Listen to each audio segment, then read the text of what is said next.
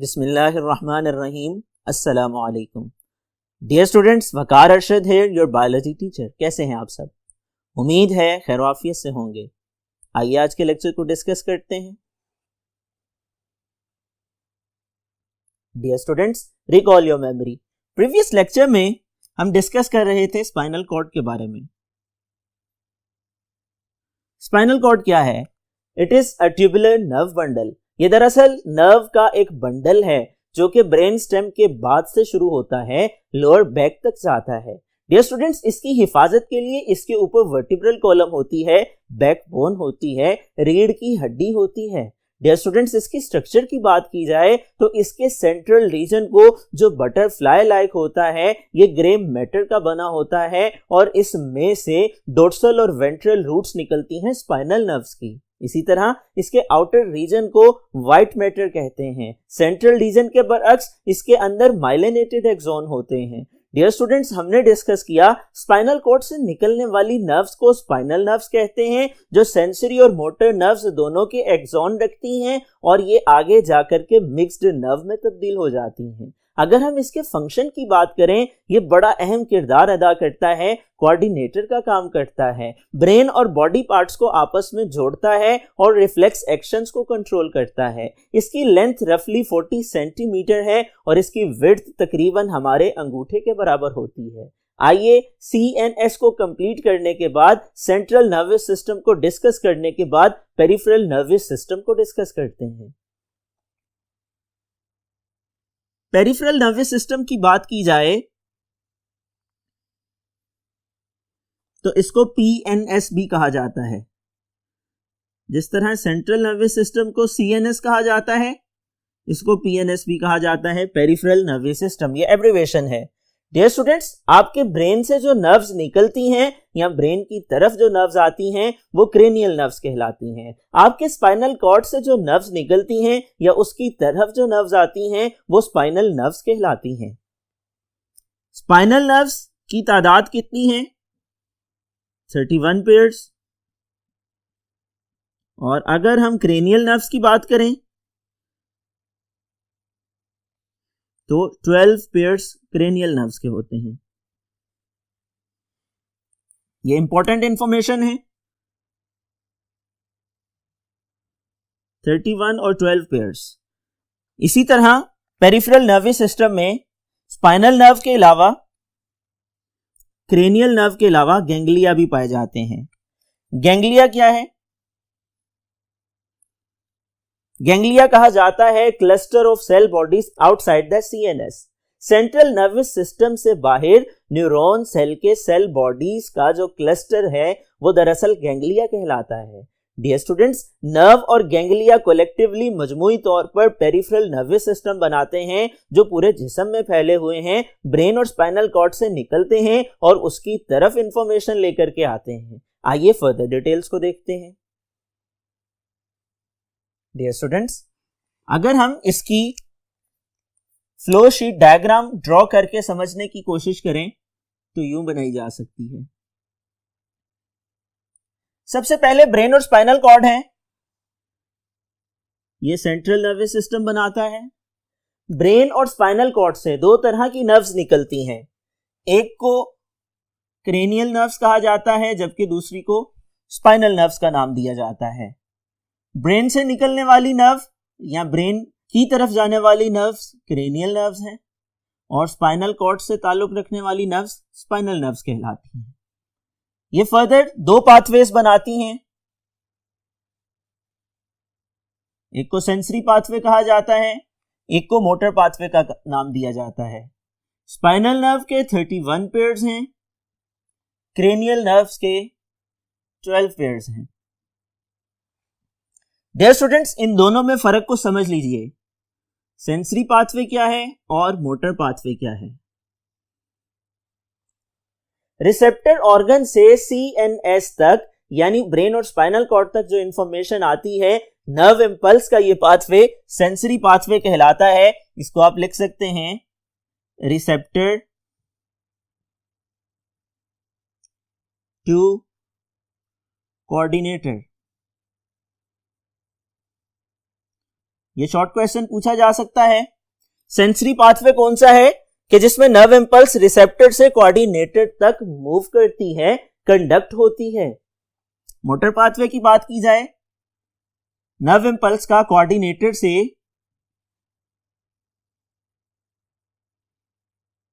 Effector की तरफ जाना,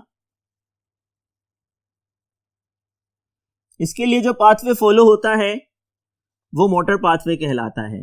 अगर हम बात करें मोटर पाथवे की, तो मोटर पाथवे के फर्दर दो तरह के नर्वस सिस्टम डेवलप होते हैं। मोटर पाथवे से एक ऑटोनॉमिक नर्वस सिस्टम बनता है, एक को सोमैटिक नर्वस सिस्टम कहा जाता है। Dear students, somatic nervous system की बात की जाए, ये वॉलंटरी एक्शंस को कंट्रोल करता है जो हमारे कॉन्शियस कंट्रोल में होते हैं। हम होशो हवास से अपनी मर्जी से सरंजाम देते हैं। और यहां पर इस मोटर पाथवे में कोऑर्डिनेटर से अफेक्टर तक जो ऑर्डर्स जाते हैं हमारी मर्जी के मुताबिक जाते हैं। मिसाल के तौर पे मैं अपने जिस्म को हरकत दे रहा हूं, मैं जुबान को इस्तेमाल कर रहा हूं, मैं अपने अल्फाज को अदा कर रहा हूं, मेरी गुफ्तगू के दौरान मेरे जिस्म के मसल्स हरकत कर रहे हैं। ये वॉलंटरी एक्शन है मेरी बॉडी के मसल्स का, स्केलेटल मसल्स का, और इसमें सोमैटिक नर्वस सिस्टम अपना किरदार अदा करता है। और इसकी एग्जांपल यहां पर मेंशन है। सोमैटिक नर्वस सिस्टम में वॉलंटरी एक्शंस जो कि अंडर कॉन्शियस कंट्रोल हैं वो परफॉर्म होते हैं और इसमें स्केलेटल मसल्स अपना किरदार अदा करते हैं। डियर स्टूडेंट्स, अगर हम ऑटोनॉमिक नर्वस सिस्टम की बात करें तो ऑटोनॉमिक नर्वस सिस्टम से इनवॉलंटरी एक्शंस परफॉर्म होते हैं, वो जो कि हमारे होशो हवास में, हमारे इख्तियार में, हमारी विल के मुताबिक नहीं होते हैं, खुद ब खुद वाक़या होते हैं। और इसके अंदर स्मूथ मसल्स इन्वॉल्व होते हैं, हार्ट के हवाले से कार्डियक मसल्स इन्वॉल्व होते हैं, और इंटरनल ऑर्गन्स के हवाले से भी स्मूथ मसल्स का किरदार होता है। डियर स्टूडेंट्स, यहां पर ऑटोनॉमिक नर्वस सिस्टम की अगर डेफिनेशन पूछी जाती है तो आप इसके बारे में बता सकते हैं, it involves involuntary actions that are not under our control. इसके अंदर वो एक्शंस परफॉर्म किए जाते हैं, इसके जरिए से उन एक्टिविटीज को सरंजाम दिया जाता है जो हमारे इख्तियार में नहीं होती हैं। इन्हें हम ऑटोनॉमिक नर्वस सिस्टम के तहत पढ़ते हैं। और जो नर्व इंपल्स मोटर पाथवे में मूव करती है, कोऑर्डिनेटर से अफेक्टर तक आती है, वो अफेक्टर स्मूथ मसल्स होते हैं या कार्डियक मसल्स होते हैं, बॉडी के इंटरनल ऑर्गन्स होते हैं। डियर स्टूडेंट्स, आपके दिल की धड़कन पे आपका इख्तियार नहीं है, इसी तरह आपकी खुराक की नाली के अंदर जो स्मूथ मसल्स हैं उन पे भी, उनकी कॉन्ट्रैक्शन और रिलैक्सेशन पे भी आपका इख्तियार नहीं है। और इन एक्शंस को कंट्रोल करने में ऑटोनॉमिक नर्वस सिस्टम अपना किरदार अदा करता है। अगर हम ऑटोनॉमिक नर्वस सिस्टम की बात करें, इसको फर्दर 2 पार्ट्स में डिवाइड किया जाता है। एक को सिंपैथेटिक नर्वस सिस्टम कहा जाता है, एक को पैरासिम्पैथेटिक नर्वस सिस्टम का नाम दिया जाता है।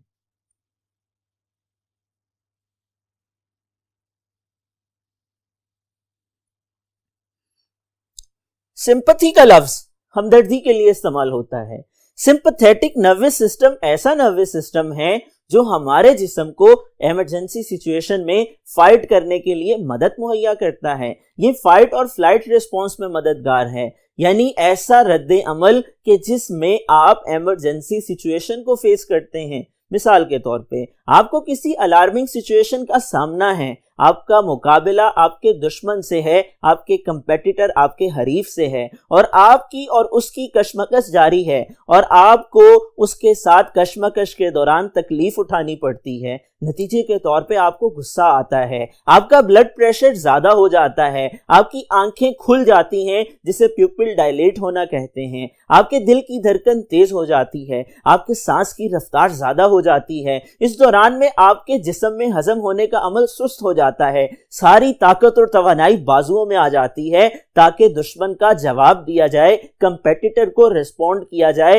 इमरजेंसी सिचुएशन में, या मरा जाए या मार दिया जाए। डियर स्टूडेंट्स, ये सिंपैथेटिक नर्वस सिस्टम है जो आपको लड़ने के काबिल बनाता है, डिफिकल्ट सिचुएशन में आपके जिस्म को तैयार करता है। दूसरा सिस्टम पैरासिम्पैथेटिक नर्वस सिस्टम है। जब आप मुकाबला कर लेते हैं, नतीजे के तौर पे आपकी बॉडी नॉर्मलाइज हो जाती है। आपके प्यूपिल जो डायलेट हुए थे, यानी गुस्से से जब आपकी आंखें खुल गई थी, सिंपैथेटिक नर्वस सिस्टम की वजह से वो दोबारा से कंस्ट्रिक्ट हो जाते हैं, नॉर्मलाइज हो जाते हैं। आपके दिल की धड़कन जो तेज हुई थी नॉर्मलाइज हो जाती है। आपके सांस की रफ्तार जो ज्यादा हो गई थी नॉर्मलाइज हो जाती है, और डाइजेशन का अमल जो सुस्त हो गया था वो भी दोबारा से शुरू हो जाता है, नॉर्मल स्पीड अटेन कर लेता है।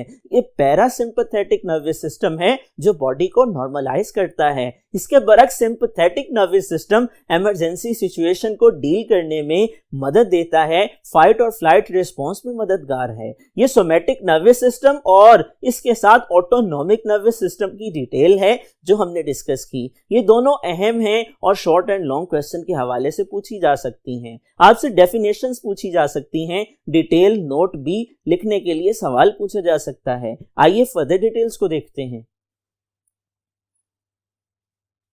Dear students, next topic reflex action है। रिफ्लेक्स एक्शन की बात की जाए, दरअसल अगर हम मोटर पाथवे की बात करें तो मोटर पाथवे के जरिए रिस्पॉन्सेस परफॉर्म किए जाते हैं। ऐसे एक्शन परफॉर्म होते हैं जो रद्द अमल कहलाते हैं। ये ऑटोनॉमिक और सोमैटिक नर्वस सिस्टम के तहत होते हैं। ये वॉलंटरी या इनवॉलंटरी एक्शन होते हैं। यहाँ पे दो तरह के फंक्शंस हैं जो परफॉर्म होते हैं। वॉलंटरी एक्शन की बात की जाए, उसमें हमारे ब्रेन के हायर सेंटर इन्वॉल्व होते हैं, हमारा ब्रेन कोऑर्डिनेटर का काम करता है। अगर हम इनवॉलंटरी एक्शन की बात करें, ये क्विक रिस्पॉन्सेस होते हैं, फौरन किए जाने वाले रद्द अमल होते हैं। इसमें हमारे ब्रेन से पहले ही स्पाइनल कॉर्ड कोऑर्डिनेटर का काम करता है। ऐसे एक्शंस को रिफ्लेक्स एक्शन कहते हैं। इसकी डेफिनेशन इंपॉर्टेंट है, आप यूं लिख सकते हैं, quick responses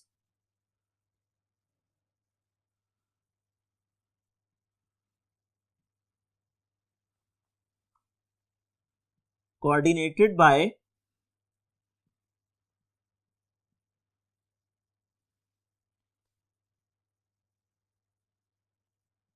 spinal cord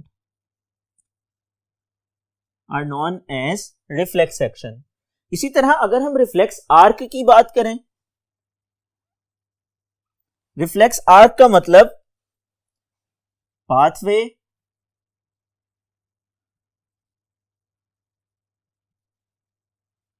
followed by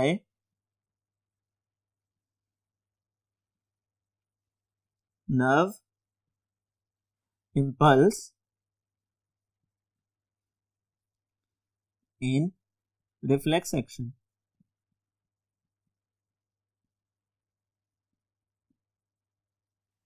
dear students, reflex action और रिफ्लेक्स आर्क को समझने के लिए अगर हम मिसाल की बात करें तो इसकी सादा सी मिसाल, जब आपके जिस्म पर कोई गर्म चीज टच कर जाती है, कोई हॉट ऑब्जेक्ट छू जाता है, आप अपने हाथ को फौरन पीछे खींच लेते हैं।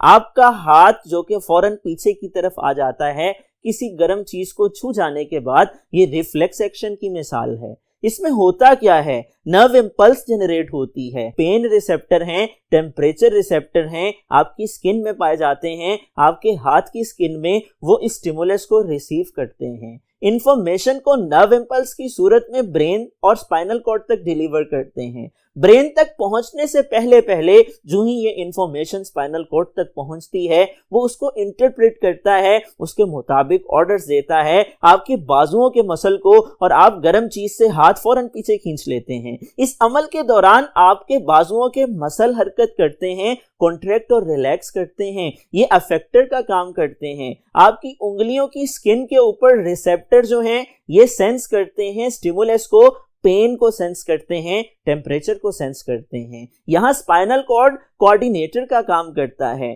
इस रिस्पॉन्स को हम रिफ्लेक्स एक्शन का नाम देते हैं, और इस दौरान में नर्व इंपल्स जो पाथवे फॉलो करती है वो रिफ्लेक्स आर्क कहलाता है। आप इसको डायग्राम में देख सकते हैं। डियर स्टूडेंट्स, ये आज का हमारा लेक्चर था। आज हमने रिफ्लेक्स एक्शन को डिस्कस किया, रिफ्लेक्स आर्क को डिस्कस किया, इसी तरह पेरिफेरल नर्वस सिस्टम की तफसीलात को डिस्कस किया। हमने सोमैटिक और ऑटोनॉमिक फर्क को समझा। हमने इसी तरह सिंपैथेटिक और पैरासिम्पैथेटिक के फर्क को समझा।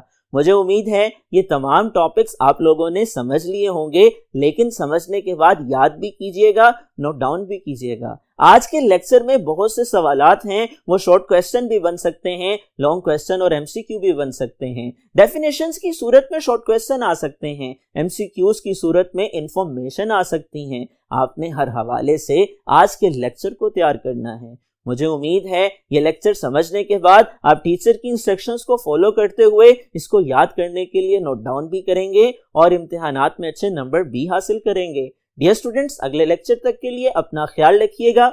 अल्लाह हाफिज।